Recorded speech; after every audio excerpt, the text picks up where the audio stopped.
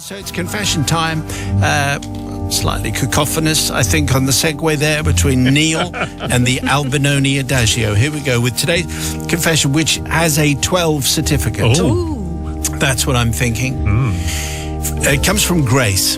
Thank you, Grace. I think we've changed all the names correctly. Father Simon, Sister Susie, Sister Holly, and Brother Matthew. I write with a confessions-based confession. Oh. Very meta. This is a first. First, some background. It is a first. My 12-year-old son, Alfie, not his real name, and I much enjoy listening to confessions on the radio.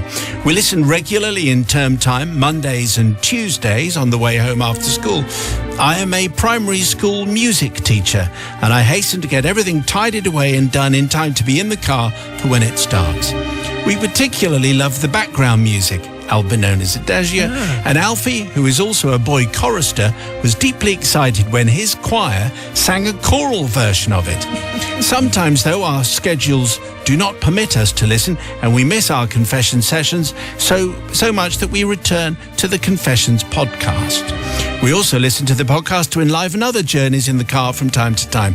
One such time was on the way to a joint birthday party for Alfie's classmate, Sam, and Sam's 15-year-old brother. A 15-year-old lad in our village called Ned, not his real name, had been invited to the same party by Sam's elder brother, so I offered to give both Alfie, who's 12, and Ned, who's 15, a lift to the party some 30 minutes away down the motorway. Before we set off to collect Ned, I started the Confessions podcast. Safely parked in my driveway, I navigated my way to the podcast app via my new and unfamiliar hire cars gadget that endeavours to mirror one's phone. Once Confessions was underway and I was safely able to control it, with the touch of a steering wheel button, ensuring my full concentration on the road, of course, obviously, we set off. As always, Confessions made us smile. Arriving at Ned's house, we paused the podcast, underwent the necessary chit-chat with Ned's mum, safely installed Ned in the car, and off we went. I knew Ned's younger brother quite well, as he was the same age as Alfie, but this was the first time I'd met Ned, so tried to make polite conversation. Awkward teenage boys are not known for their conversational prowess, and after a few monosyllabic answers to questions, a mildly tense silence ensued. Then I had the genius idea to introduce Ned to Confessions. I explained the format and gave a synopsis of what had happened so far in the one that we were currently listening to, and I pressed the play button. Excellent. Fantastic. This is where things took a turn for the worse. Rather than taking up from where I had left off, I'd managed to press something which took me to the podcast I'd been listening to before Confessions. My husband is a research scientist, and we had previously been listening to a podcast about insulin resistance. So far, so good, except that the particular topic being introduced about 2 seconds after I accidentally turned it on was the effect of insulin resistance on, shall we say, the Mr. Happy, and how it causes erectile dysfunction. Oh, no. So we're going along in the car, and I, a primary school teacher, have just put on a podcast that's talking about Mr. Happy and erectile dysfunction in front of my 12-year-old son and an awkward 15-year-old I've only just met. I'm horror-struck. But we're also approaching a roundabout, and I'm in an unfamiliar car, and the steering wheel button seemed to do nothing to turn the podcast off.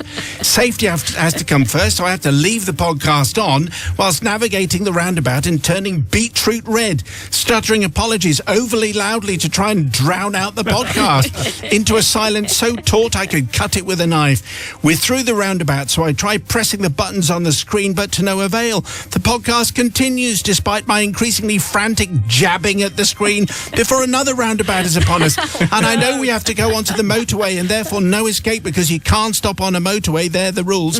Instead, I take a different exit from the roundabout just so as not to have to go on the motorway while still jabbing the wretched screen and every button on the hire car known to man. By this time, I found every type of headlamp, windscreen wiper option in my attempt to stop the podcast, but not the off or the volume button. A few seconds later, though it felt like an eternity, I gratefully pulled up at a petrol station and turned the whole car off. Oh, that's it then. Yeah. I didn't need petrol, but it was the only way to save the situation. Having bought or paid for petrol anyway, I got back in the car and endeavoured to apologise for the situation whilst dying of embarrassment. Suffice to say that for the rest of the journey, those teenagers, usually not content to converse at all, and then only in grunts, made effusive and polite conversation about anything just to avoid me putting that podcast back on. When we arrived at the party, I dispatched the boys to their merrymaking, wept with laughter, nearly causing a further embarrassment in the hire car. If you've pushed out a 10-pound, 4-ounce baby, you'll know. And unnecessary. And texted Ned's mum begging for forgiveness, which she gave. It only remains, therefore, for me to ask forgiveness from poor Ned and Alfie. I can never ask them for forgiveness, as to do so would bring up the whole situation afresh and force us all to be very un-British and accept that it happened. So I fall on the mercy of you all. Can you please forgive me? Well, it's a confessions podcast, a podcast which started with a confession and ended with another confession from Grace, who needs some forgiveness. I think she's going to get it all round. Sister Holly. Well, is she going to get it all round? That's the thing. Now, obviously, it started off so well, playing the Confessions podcast. Tick, big tick there. However, I do feel slightly sorry for Alfie and Ned in all of this.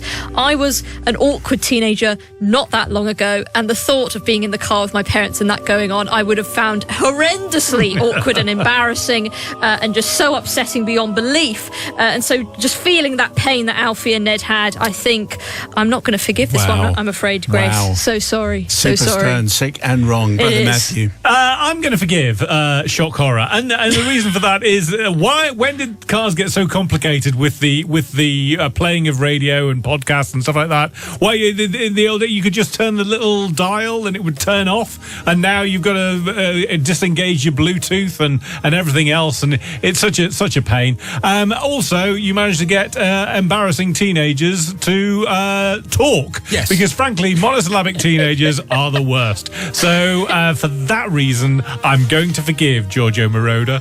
Okay, very good. Are you cueing the track? There it is. That's very good. Here he comes. Okay, it's the people's forgiveness, please. It's the people's verdict. Do you forgive Grace? Yes or no? On the text, then. Before the news, a confession from Grace, which basically started with a hire car, an unfamiliar set of controls, the Greatest Hits Radio podcast, known as Confessions, which then skipped to a rather embarrassing... Well, I mean, it was very, very scientific. It was about insulin resistance. Yep. But it was unfortunately then leading on to erectile dysfunction, which is not what you need to hear when you're in the car with a bunch of kids. Thank you very much indeed to Grace. Not a real name for the confession the people's verdict is in. Neris says, brilliant confessioner, forgiven from me. You were battling unfamiliar car controls, and I'll bet once they were out of the car, the teenagers had just as big a laugh as you did. David says, you have to forgive Grace for this. She was trying to encourage the kids to listen to the greatest podcast ever made. Oh, I wonder how that got on. Indeed, and she got the teenagers to chat. Sounds like a win-win to me. And Gemma says, so forgiving this one. Had a similar situation with my elderly parents in the car, and my sound system started playing some sweary Snoop Dogg. Nightmare. I think you have one of those stories yes, as well. I have. What were you listening to? Rage Against the Machine. In the presence of? My mother-in-law. Ever so sorry, mother-in-law. Oh, dear. Your confession, please, to confessions@greatesthitsradio.co.uk. Of the news. Oh, the drinks trolley is back, and that's because Susie is back, which is a very good thing. Susie, have you grabbed something rather tasty?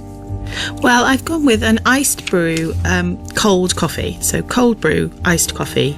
Decaf, if you wish. But it's just a nice alternative to milky iced coffee. Yes. And I thought we'd all need one in the heat at the moment. Thank you. You are expanding our taste buds. A very useful service. Today's confession comes from Laura. Simon, Matt, Holly, Susie, Katie, and all the lovely forgiving people at Greatest Hits Radio. Yes, all of us. Everyone who's appeared on the show, past and present. Feel it is now time to unburden my soul of the mean and deceitful trick that I played on my daughter about 14 years ago. I say mean and deceitful, but actually it was just a lesson that many teenagers need to learn in paying attention to your parents and not just keeping your face glued to your phone. Not a lot of remorse there, really. No. A quick bit of background for you first. I hate this particular supermarket, which I have removed all reference to. Oh, good. Good. Because it could be any of them. Yeah. I will do my utmost to avoid shopping there, and if I have to go there, then I will always drive the wrong way around the car park as my own personal little protest. Not a very sensible protest, but anyway. And illegal. When our new local superstore was built, I tried it out, but I hated it so much. I wrote to the manager, and he invited me in for a cup of tea and a discussion. The cup of tea was fine, but he never offered me a chocolate biscuit, despite there being a plateful by his elbow on the desk. Anyway, I digress. My daughter was... Little things. My daughter was approximately 15 years old at this time, and had probably got her first mobile phone. It was the school holidays, and she and I were going into our local town to get dog food, and more pertinently to this confession, petrol. For whatever reason, I was going to get fuel from the supermarket petrol station adjacent to the store. My usual garage was probably taking a delivery or some such and was closed. We arrived at the garage forecourt to find it heaving with queuing traffic, and the payment kiosk, which also doubles as a mini version of the main shop, was full of people queuing to pay for petrol and baskets full of shopping. For goodness sake, go to the main store if you need food. Stop thinking you can do a full week's family shop whilst filling up with unleaded. Oh dear. So we sat and waited about 5 minutes before we were able to pull up next to a pump. All this time, my daughter had been glued to her phone, oblivious to her surroundings. Our conversation had been something like this. Me, my, it's busy. Daughter, silence, apart from tap, tap, tap on the phone. Me, I need fuel, so we'll just have to stick with it and wait. Daughter, silence, except for tap, tap, tap on the phone. So engrossed was my daughter that she had no idea what was going on at all. Now, at that time, they'd recently introduced the system where you could insert your credit card at the pump, fill up with fuel and be charged accordingly, all without having to go near the payment kiosk. What with all the queues of shoppers buying their family weekly shop inside and the length of time I'd already waited, I took this payment option. I inserted my credit card, tapped in the PIN, filled up with fuel, and then when asked if I wanted the optional receipt, I pressed yes and took the paper receipt that the pump spat out at me. I then got back into the car and said to my still oblivious daughter, "This is ridiculous. I'm not waiting in that queue to pay. That supermarket has quite enough of everybody's money without having to pay some of mine. I'm out of here." Started the engine, began to maneuver around the other cars to exit the petrol station. At this point, my daughter now started to take notice. "You can't do that! You haven't paid!" she exclaimed, amazed she knew. "Whatever," I said, "whatever." "But that's theft," she said, shocked. "Look," I said, "I hate this supermarket, and they won't miss a few quid with all of this goes into their tills. It'll serve them right." By this point, we were clear of the forecourt and heading into the main road. "I can't believe you're doing this. It's dishonest," scolded my daughter. "What if the police come round?" And then my favourite bit, "If I turn to a life of crime, it'll be your fault." By now, she is frantically texting my husband at work. "Mum has stolen fuel from the supermarket. She says she won't pay and she's driven off." We drove across town with an increasingly mortified daughter remonstrating on how wrong this was and how she never expected any criminal behaviour from her mother. Her dad's replies to her text were fairly low-key. I think he suspected something was afoot, but my daughter was completely in shock at my appalling deed. 5 or 10 minutes later, after leaving the supermarket, and with my daughter still berating me, we pulled into the car park of a pet food store. And as soon as I'd parked and turned off the engine, I pulled the fully paid up fuel receipt from my pocket and flourished it in front of my daughter. I'm not sure that she was more relieved that I wasn't a criminal or furious that I'd wound her up like that. But let's face it, if she hadn't been glued to her phone and paid attention at the petrol station, all this wouldn't have happened. Now, whilst my daughter has never forgiven me for this incident, I'm sure that the Drive Time Collective can find it in their hearts to forgive. It may have stressed my daughter temporarily, but surely this is a lesson to all teenagers to get off their phones and to engage in the real world around them, and in particular to take notice of their parents. This is the moral of today's tale. I leave this delicate matter in your wise and judicious hands. Laura, thank you very much indeed. Shocking confession. Winding up your daughter something splendid. Sister Susie says this. Well, Laura, I think who didn't do that at the time when you had, when it first came in, that you had to pay for petrol at a pump. I always remember driving off thinking, it feels a bit naughty, even though I've actually paid for it and done all the right things. Not actually going into the petrol station was quite exciting, and whether my life was quite boring. Maybe that's the answer to that. But I think teaching a teenager a lesson is probably a good thing, but I don't know if I am going to forgive, because I think you're just quite mean to the supermarket, and I'm not sure the supermarket deserved it. So I don't know. Really? Brother Matthew. Yes, this feels like the second confession on the trot where we've been making fun of monosyllabic teenagers, and I am all in favour of that. I've got to say, do try and engage us in conversation with something more than So I'm definitely going to forgive, because if the teenager actually replied when we were talking to them, then maybe this wouldn't be happening, kids. So for that reason, I'm going to forgive. Okay. Yep. It's the people's verdict, please. Do you forgive Laura? On the text 61054, first word is Simon. Before the news, we had a confession from Laura, who had a teenager in the back, teenage daughter, tapping away on her phone, hadn't noticed the thing, and then pretended to drive away without paying for the petrol. But she had, of course, paid for the petrol, but the teenager hadn't spotted that. The oblivious teen then screamed that Mum had become a criminal, and the people's verdict has arrived. Here we go. So Samantha in Plymouth says, you have to forgive Laura for this one. We've all tried to get answers out of our teenage kids and struggled. Forgiven, says Ricky in Cardiff. I can't stand supermarket petrol stations either. And she makes such a good point. Why do people think they can do a full family shop in a tiny store and take up space at the petrol pump? Stop it. And as for the daughter, she shouldn't have been on her phone. But Joshua says, not forgiven, only because 1, you should never drive around a supermarket car park the wrong way, and 2, why should the manager offer you biscuits? The fact he invited her in for a chat about her complaint is good enough. What a nightmare. Yes, you have to say, Laura, as a way of showing you might not like a supermarket, but to drive around the car park the wrong way kind of is a pointless protest. As pointless protests go, that's sort of number 1. But anyway, apart from that, Laura, thank you very much. You get the smart speaker, and if you have a confession, thank you very much. You send it to confessions@greatesthitsradio.co.uk. So it's confession time, which means, first of all, the drinks trolley has to come with. I hope it's something that's going to be ice cold, Sister Susie. What have you got for us? Well, seeing as Matt can't get the idea of juniper out of his head, I thought maybe a classic gin and tonic. I've gone with gin and tonic. Tanqueray Sevilla, which has got bittersweet Seville oranges in it, and you can get it in a Premix can as well as a bottle if you want a gin and tonic in a can. In a can. I'll just go with a tonic for responsible people working. Maybe a slash of grapefruit juice or a slash of the bitter orange might be nice. All right, that does sound very refreshing. Thank you. So here we go with today's confession. Matt has been telling us all about the kayaking, and the rowing, and the medals. Today's confession picks up on that theme. It comes from, let's call him Steve, Father Simon, Matthew, and Holly and Susie and Katie.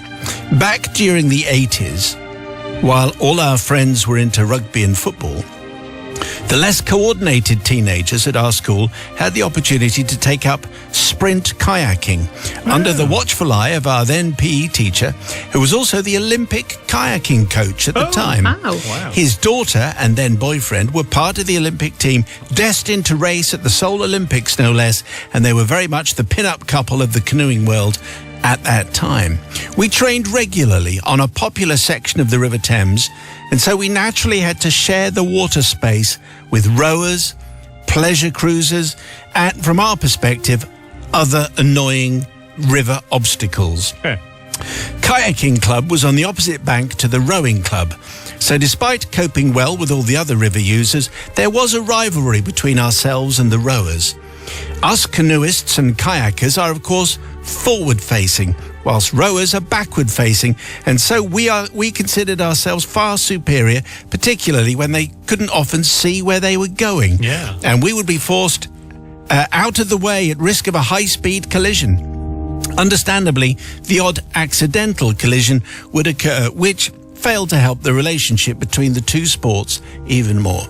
And isn't that typical of the way of the world, that if kayakers and rowers can't get on, why can't we all get on with each other? I think that's the message of today's confession. Right, okay. We are the world. One weekend during the summer of 1988, the year of the Seoul Olympics, our kayaking club decided to have a summer barbecue, which coincidentally was the same weekend of the local rowing regatta. As we prepared our barbecue party, the rowers spent most of the Saturday tediously arranging lines of buoys along the river to precisely mark out the course for their regatta on the following day. From experience, this is not an easy job, particularly when the river is full of boaters quaffing champagne and just generally getting in the way. Of course, us canoeists wouldn't do such a thing. After many hours of what appeared to be quite entertaining hard work, the rowers had their regatta ready, with many buoys marking several perfectly straight lines along the river. This formed a racing course and a lesser significant lane for the other river users to keep them safe from the high-speed rowing boats going backwards. That evening on the opposite bank, we started to enjoy our barbecue with many a beverage on offer. For us teenagers and trained athletes, we probably went nowhere near these beverages, and as I recall, the drinks were perhaps by no means responsible for our actions that evening. I don't think that's a disclaimer, really. Okay. As darkness fell, we noticed an old rescue dinghy that had been tied up at the water's edge. Naturally, as regular river users, we were curious to know how the party looked from the viewpoint of the middle of the river. While we precariously made our way into the dark waters, we came across an unexpected buoy, B-U-O-Y, obviously, and then we remembered that the rowers had left their marker buoys along the river. Not wanting any other nocturnal river user to get hindered by these obstacles, we decided to helpfully move them out of the way. Although, while some moved relatively easily, others were wet and slippery and got moved slightly less out of the way. Nevertheless, we enthusiastically got to work tidying up the river like the good, responsible river enthusiasts we were. As morning dawned, it became clearly apparent that our attempts at helpfully tidying up the river had ultimately resulted in many of the buoys being relocated to form a more of a swerving slalom course than a perfectly straight and carefully aligned rowing course. Although we were very satisfied with our efforts, the rowers and other river users appeared to be much less impressed. And looking back on the events of that weekend, I feel I should perhaps be asking forgiveness, not for our inadequate boating skills during the darkness, nor do I ask forgiveness from the rowers for the disruption caused to their event. After all, they usually couldn't see where they were going anyway, at the best of days. I do, however, come to seek forgiveness for the unusual abuse, exaggerated hand signals and verbal complaints directed at our verbal athletes during their very important Sunday morning training session. Abuse came from the grumpy rowers and secondly from the confused river users that blocked the waterways and had no idea which side of the river to use as unguided rowers headed towards them at high speed, causing absolute chaos and interrupting their very important champagne quaffing. How interesting to get a little insight into an entirely different world and the bitter rivalry between the kayakers and the rowers, the forward facers and the rear facers. I never knew that this rivalry existed. But anyway, they turned perfectly straight course into a swerving slalom, which messed up the whole regatta. Sister Susie. Well, Steve, I kind of like what you've done here. However, I just think that regardless of whether you didn't like the rowers or the kayakers or whatever, it's a bit dangerous, wasn't it? Wasn't it moving all of those things? If you said it was a swerving slalom, then that sounds like that could cause some injuries. And well, face the front then. Yeah, that's all they have to do. Look where you're going. Not forgiving. Not forgiving. Okay, Brother Matthew. Yes, I'm going to forgive because, as we've said, the rowers should be looking where they're going, shouldn't they? Or should have one of those wee man at the back of the boat, the cocks. Yeah, there he goes. Should have been him doing his thing. Go a bit left, he should have been saying.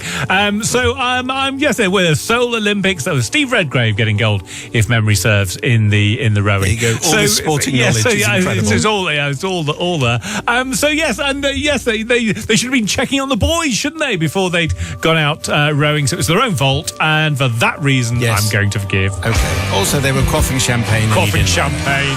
People's verdict, please. Do you forgive Steve, yes or no? On the text 61054. Forgiven or not? But just before the news, we had a confession involving the murky world of kayakers versus rowers. Came from Steve, a story from the Thames, from the Seoul Olympic year. And he, I think, and some friends, the kayakers, rearranged the rowers' marker buoys for their regatta, turning it into a slalom. Reckless behaviour? People's verdict. So Jess says forgiven simply for having a bit of fun. It can get a bit serious with all the competition on the same waters, especially if the coach was an Olympic coach. They were just letting off steam. But not forgiven, says Elizabeth in Fife. I agree with Sister Susie. Although it's just a little joke, it could have had dangerous consequences, and they should be very grateful that nobody was hurt. But Chris in Manchester says forgiven. I'm with the kayakers. Facing backwards never made sense to me. Okay, very good. What an interesting insight to a rivalry I didn't know existed. If you have a confession, we would love to hear it, please. Send it on an email to confessions@greatesthitsradio.co.uk. Oh, and hark, there goes the drinks trolley. What are we grabbing from there, Suze? What have we got there today? Well, seeing as August is the birthday month of two of the team, and one including today, happy birthday, Matt, I picked a bottle of Nightingale. Oh, a little bit of English sparkling. Oh, lovely. Delicious. Very good. A couple of glasses, Matt, after the show. After the show, obviously. And not before. Responsibly. Always. Today's confession comes from Billy. Thank you, Billy. Father Simon, the Right Reverend Matt, Sister Holly, Sister Susie, and the Holy Collective. I have a tale to tell which I'm sure is not uncommon for anyone who looks back on their teenage years, but it is a confession I've been holding on to for nearly 40 years. When I was just 16, now I'm a 55-year-old man and minister of religion. I feel now is the time I should make my confession. I mean, you could always hear your own confession, I suppose. But I throw myself at your mercy. Let me take you back to 1980-something and to a town in Essex and to my after-school and weekend job at a well-known supermarket. Might be the same as the well-known supermarket we were talking about just the other day. Yeah. Okay. I was an overconfident 18-year-old entering into the world of work, trying to earn enough money to buy some clothes, get an ear stud to impress the girls, and buy copious amounts of pie and chips on a Saturday night after church youth club. Because nothing impresses the girls more than pie and chips. Pie and chips. My role at the supermarket was stacking shelves with some till work. But mainly, I was on cat food, where I was excellent with a pricing gun, practicing my James Bond impression as I stuck the labels on Kit Kat and Whiskers. I could fill a tray of cat food, tins with stickers in less than 20 seconds. Speedy. I wasn't always on cat food, but dog food too. Sometimes on toilet rolls. But I had a habit of lobbing them over into the next aisle to try and hit my mate who was on jams and marmalades. Until one day I hit an old lady on the head with a packet of 12 Andrex. Okay. I was reprimanded and demoted back to cat food. This wasn't the first time I'd been told off, Father Simon, as I was nearly fired for racing my mate along the aisles on the pallet trolleys. And that was not allowed while customers were in the store. And there was the time that I snuck upstairs, ate some biscuits from the warehouse, and then accessed the store tannoy system and announced to the store and my mates that night store manager Elliot had to phone home in my best E.T. voice. I'm expecting a good E.T. phone voice impression there, Simon. Well, No, it was just outstanding, yes. Thank you. It was the 80s. Elliot did, in fact, sack me on the spot. Oh, right. But I convinced him that my stepdad would beat me up if I went home and told him, so Elliot relented and gave me one last warning. Okay, that's fine. then. This is like a soap opera. It is. That's what this is. With all these small misdemeanors behind me, after all, I meant no harm, I continued keeping my nose clean and was a good Saturday and odd evening shelf stacker. However, one Friday night, me and the lads went out on the town. We managed to get into a number of nightclubs.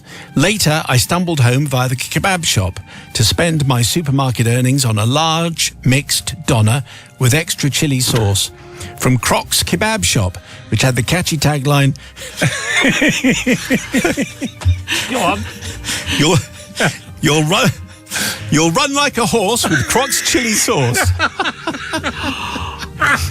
My goodness. I went to bed knowing that I was due in the early-ish hours for my Saturday shift, helping the warehouse and going on the till. I got up, showered and went to work feeling okay, But this feeling would not last for long. And it was then that my Friday night out and my large mixed doner with extra hot chili sauce, you run like a horse, began to kick in. I had an almighty hangover and, let's say, a poorly tummy, and I had to run like a horse. And here I come to the crux of my confession. In the warehouse, there was a large pallet of something that needed moving from one place to another. And there before me was the forklift. Well, how hard can it be? I'd seen Elliot, phoned home, use it many times, and it looked kind of fun. What could possibly go wrong? Well, Father Simon, whether it be my lack of training in forklift driving or the hangover from Friday night, I do not know. But I managed to miss the pallet filled with something and drive headlong into the double fridge freezer in the warehouse. I pierced both doors properly, at least a foot inside. I panicked, turned off the forklift and ran. I headed for what I thought would be the best hiding place. And it was here that Croc's chili sauce that makes you run like a horse became a reality. Oh, no. And so therefore I wish to seek forgiveness for a number of things. To the old lady I hit with a 12-pack of Andrex. To Elliot for embarrassing him on the tannoy and asking him to phone home. To the manager of the store for piercing his large double-door fridge freezer. And to any of the staff who likely got the blame for doing this after all, who would be so stupid as to think that they could drive a forklift with no training. And lastly, to the cleaner. I throw myself at the beloved's mercy, feeling relieved once again to unbridle myself. I learned my lesson and I do not drink too much now, being a minister of religion. Croc's has closed down, you might be interested to learn. Not surprising. I pass by that store on a regular basis and feel it's time to seek forgiveness. Well, thank heavens, Croc's has closed down. Yeah. It's good. If anyone wants to use that, I don't see why anyone else can't use that. You'll run like a horse with our extra special chili sauce. Sister Susie, what do you say to Billy? No. All of those things really, really bad, particularly the forklift driving. Danger. Exactly. It could have been worse. It's just not clever. It's not big. It's just a good job you're a minister of religion, so you can ask for actual forgiveness from the man upstairs. I just can't forgive you. You can do good works, Billy. I think that's what you need to do. Yeah. I think Brother Matthew might be okay. It's good, yes. Billy has found his calling because it clearly wasn't in the supermarket industry, really, was it? And you've got to admire the brass neck of Croc's to basically advertise their chili sauce is not going to be very good for you in the long run, in the night after. That's oh, very my true. goodness. There go your bowels. So for that reason, I'm going to forgive. Okay, so once again, we're divided. It's the people's verdict, please. Do you forgive Billy? 61054 on the... will be the judge of that. Yeah, we will. Before the news, we had a confession from Billy, now a minister of religion, but when he was 18, had a job in a supermarket and stacking shelves. But one night he went to the Croc's kebab shop. You run like a horse with Croc's chili sauce, and as a result of which, for some reason, and he had a hangover, he went forklift driving and drove it straight into the double fridge freezer, ran off, and then embarrassed himself. The people's verdict is in. Here it comes. They're all forgiving tonight. Josh says, forgiven, hilarious confession. I had to pull over whilst driving just to compose myself. The loo rolls, the ET phone home, the forklift truck, all a recipe for disaster. I have to forgive him. Rebecca in Wade Bridge says, forgiven. The you'll run like a horse catchphrase had me howling. And Kevin in Wiltshire says, forgiven, because I've had many a hungover morning at work in my youth. There's a great way of advertising their chili sauce. I used to sometimes get my kebabs from Jason's Donovan in Bristol, and that's his actual name. Jason's Donovan. Donovan, yeah. Very good, very good. Confessions at greatesthitsradio.co.uk if you want to send us your confession. The podcast will be with you tomorrow.